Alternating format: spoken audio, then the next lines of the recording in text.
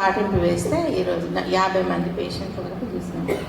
అయితే దాంట్లో ఒక వృద్ధుడు ముస్లిం ఆయన వచ్చి, అమ్మ నువ్వెవరు అంటే, ఇది చేసిండు, మాకు అది చేసిండు, జాన్సార్ అంటే మాకు అందరికీ తెలుసు, చాలా చక్కటి విషయాలు, నాకు తెలియని విషయాలు చాలా ఎంతో చెప్పిండు. అదే నీతిమంతులు నిత్యము జ్ఞాపకంలో ఉందురంటే అదే అన్నమాట. మనం ఎప్పుడైతే మంచి కార్యాలు చేసి నీతిగా బ్రతుకుతామో మన జ్ఞాపకాలు చిరస్థాయిగా ఉంటాయి. దుర్మార్గులను గుర్తు పెట్టుకుంటామా? మనం పెట్టుకోము కదా. వాళ్ళు అసలు జ్ఞాపకంలోనే ఉండరు. మనకు ఉన్నా కూడా చెడు జ్ఞాపకాలే ఉంటాయి, మంచి జ్ఞాపకాలు ఉండవు. తర్వాత వారి హృదయం యెహోవాను ఆశ్రయించి స్థిరంగా నుండును, వాడు దుర్వార్తకు జడియడు. చాలాసార్లు అమ్మో ఏమి బ్యాడ్ న్యూస్ వస్తుందో, ఏం చెడ్డ వార్త వస్తుందో అని చాలామంది భయపడుతూ ఉంటారు. కానీ నీతిమంతులైతే దేవుని భయభక్తులు కలిగి యథార్థవంతంగా ఉన్నట్లయితే వారు భయపడరంట. నేనైతే ఇది ఎప్పుడు జ్ఞాపకం చేసుకుంటాను, ఎందుకంటే నేను నీతి గల దానిలా ఉన్నాను కాబట్టి ఎలాంటి చెడు వార్తకైనా నేను భయపడను. ఎందుకు భయపడద్దు? మనము దేవుడు మన ప్రక్కన ఉన్నాడు కదా. మన ప్రక్కన ఉన్నప్పుడు ఎలాంటి విరోధి కూడా మనకి దగ్గరికి రాడు, ఏ సైతాను శక్తులు కూడా మనల్ని కదిలించవు. వాని మనస్సు స్థిరంగా నుండును, తన శత్రువుల విషయమైన తన కోరిక నెరవేరు వరకు వాడు భయపడడు. అంటే నీతిమంతుడైన మనిషి యొక్క కోరిక ఎట్లుంటుందంటే మంచి కోరికలే చేస్తుంటాడు ఆయన.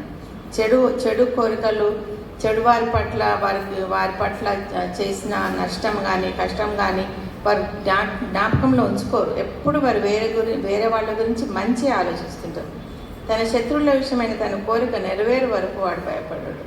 సో తర్వాత వాడు దాతృత్వము కలిగి బీదలకిచ్చును, వాని నీతి నిత్యము నిలుచును, వాని కొమ్ము ఘనతను నొంది హెచ్చింపబడును. భక్తిహీనులను చూచి చింతపడుదురు, దాన్ని చూచి చింతపడుదురు. వారు పండు కొడుకుచు క్షీణించిపోదురు, భక్తిహీనుల ఆశ భంగమైపోవును. ఇదంతా చూస్తుంటే ఏదంటే, మనం ఎప్పుడైతే దాతృత్వం కలిగి కైండ్నెస్ తోటి మెర్సీ తోటి ఇతరులకు మనం అర్పించేవారుగా ఉండి ఇతరుల యొక్క కష్టాల్లో మనము పాలు పంచుకొని ఉంటే దాని యొక్క ఆశీర్వాదాలు చాలా ఉంటాయి. బాబు ఇది మీరు రుచి చూసి తెలుసుకోవాలా, పాప మీరు రుచి చూసి తెలుసుకోవాలా. అది ఆనందము ఎవ్వరు కూడా మీ దగ్గర నుంచి తీసివేయలేని ఆనందం. ఈరోజు పోయి 10 రూపాయలు పోయి ఒక చాక్లెట్ కొనుక్కోవచ్చు, కానీ అదే 10 రూపాయలు ఎవరైనా సహాయంలో ఉంటే సబ్బు లేని వాళ్ళకు నీ 10 రూపాయలు ఇచ్చి సబ్బు కొనుక్కో అంటే ఆ ఆనందం ఇంకా చాలా రోజులు ఉంటుంది మన దగ్గర కదా.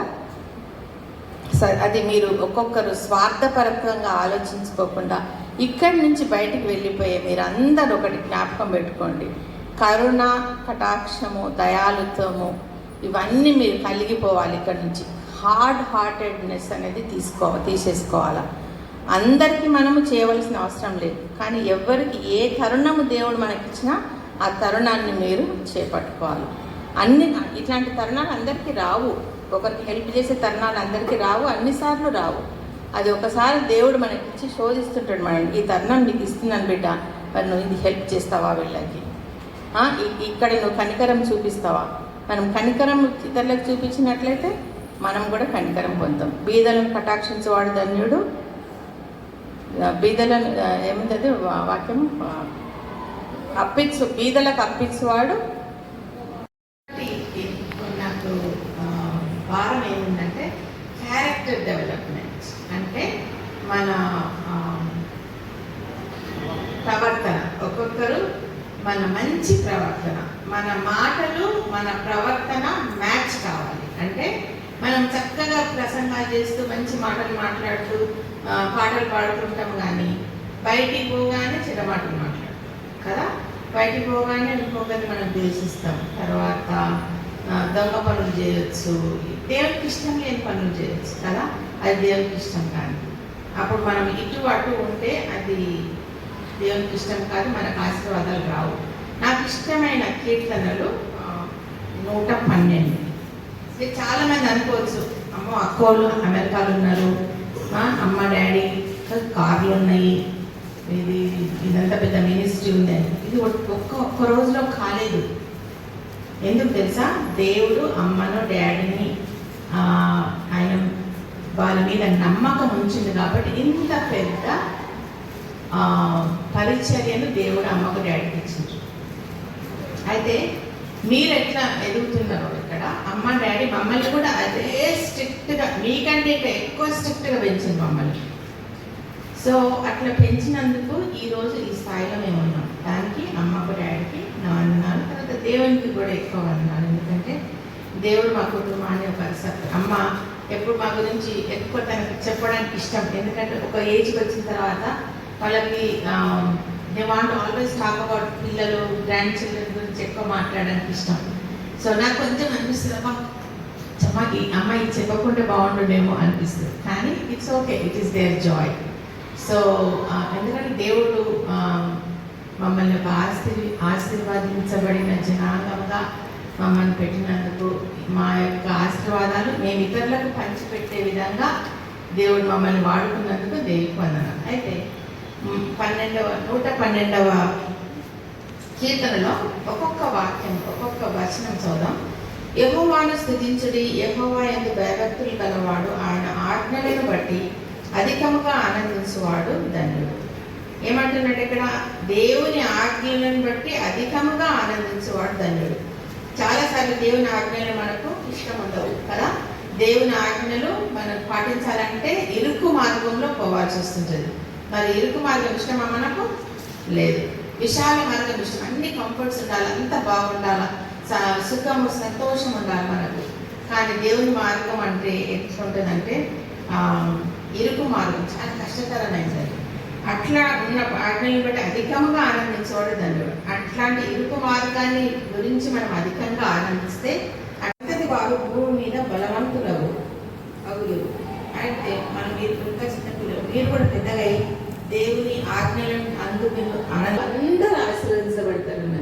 దేవుని వాక్యం ఒక్క పొల్లు కూడా నెరవేర్చకుండా ఉండదు. మనకి ఎప్పుడైతే దేవుని వాక్యం ప్రతి ఒక్క వచనం, ప్రతి ఒక్క వర్డ్ ఇట్ హ్యాస్ పవర్ అన్నమాట. ఎందుకంటే జీవం గల వాక్యం. ఇంకా యథార్థవంతుల వంశపు వారు దీవింపబడతారు. ఎట్లా? యథార్థవంతులుగా. యథార్థత అంటే ఏంటి? యథార్థత అంటే ఏంటి బాబు? యథార్థంగా ఉండాలి మీరు అంటే అమ్మ డాడీ చెప్తుంటారు కదా మీకు. యథార్థత అంటే ఏంటి? నిజాయితీగా ఉండడం, మాట తప్పకుండా ఉండడం, ఇప్పుడే వస్తా సార్ అయిపోయి అటే పోకుండా ఉండడం, ఏదన్నా నేను ఇది చేస్తా అని అంటే అది చేయడం. ఇది యథార్థత అనేది. యథార్థత అనేది మన మాట ఇచ్చి తప్పకుండా ఉండడం. తప్పకుండా ప్రతి ఒక్క మాట మనము సత్యమే చెప్పాలి. అబద్ధం కొన్నిసార్లు చిన్న చిన్న అబద్ధాలు కూడా ఆడుతుంటాం, కానీ అది దేవుడి సైతాన్ నుంచి వచ్చేది మనం. కానీ మనం ఎవ్వరం కూడా పర్ఫెక్ట్ కాదు. అయితే నేను కూడా అబద్ధాలు ఆడతాను, మీరు కూడా అబద్ధాలు ఆడతారు. అయితే దేవుని దగ్గర ఎప్పుడైతే మనం క్షమాపణ అడుగుకుంటామో ఆ యొక్క చిన్న దాన్ని దేవుడు తీసివేస్తాడు మన దగ్గర నుంచి. యథార్థత అనేది చాలా ముఖ్యం. మనం యథార్థంగా ఉన్నప్పుడు దేవుడు మనల్ని ఎక్కువ రెస్పాన్సిబిలిటీ ఇస్తాడు. ఇప్పుడు ఈరోజు మీరు 10th క్లాస్లో పాస్ కావచ్చు, చీట్ చేయకుండా పాస్ అవ్వచ్చు. మరి నెక్స్ట్ మిమ్మల్ని MBBS కావాలంటే అక్కడ దేవుడు మీ యొక్క యథార్థతను బట్టి దేవుడు మిమ్మల్ని హెచ్చించవచ్చు. టీచర్స్ కానీ, వర్కర్స్ కానీ ఎవరైనా యథార్థంగా పనిచేస్తే మిమ్మల్ని మెట్టు ఎక్కువ దేవుడు ఆశీర్వదిస్తాడు. కలిమియు సంపదయు వారి ఇంట్లో ఉండదు. ఎప్పుడైనా యథార్థవంతుల జీవితాలు దేవుడు ఆశీర్వదిస్తే కలిమియు సంపదయు వారి ఇంట్లో ఉండదు. ఎప్పుడు మనకి ఏమీ కొదువ కాదు. వాని నీతి నిత్యము నిలుచును. యథార్థవంతులకు చీకటిలో వెలుగు పుట్టును. అది చీకటి ఉన్నప్పుడు వెలుగు పుట్టడం ఎంత కష్టం కదా.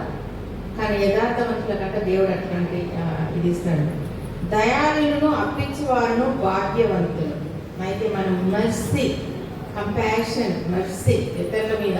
ఒక చిన్న పిల్లడు నిన్న చూసినాము, పోతా ఉంటే మా కారు ఇట్లా పోతుంది, ఒక అన్న చెల్లెలు ఇద్దరు ముందుకు వచ్చారు. రాగానే మా కారు చూసి వాళ్ళ అన్న ఏం చేసిన చిన్నపిల్లని గట్టిగా పట్టుకొని ఇట్లా లేపి తీసుకొని పోయి పక్కన పెట్టుకున్నాడు. ఆయన ప్రాణాలను కాపాడుకోవచ్చు, కానీ తన చెల్లి పట్ల ఉన్న ప్రేమ, దయాలుత్వం అక్కడ కనబడ్డది మాకు. ఎంత ప్రొటెక్ట్ చేసిందో ఒక చెల్లిని. సో అలాగే మీరు ఫ్రెండ్స్ కూడా ఒకరికొకరు ప్రొటెక్ట్ చేసుకోవడం, ఒకరికొకరు దయ చూపించుకోవడం. ఒక దగ్గర డబ్బులు లేకపోతే, షాంపూ లేకపోతే, సబ్బు లేకపోతే, బట్టలు లేకపోతే ఒకరికొకరు షేర్ చేసుకోవడం, తర్వాత సహాయపడడం, ఏదైనా కింద నది పట్ట ఎవరికైనా జబ్బున్నా ఏదున్నా ఒకరికొకరు సహాయం చేసుకోవడం, అది చాలా దేవునికి ఇష్టమైంది.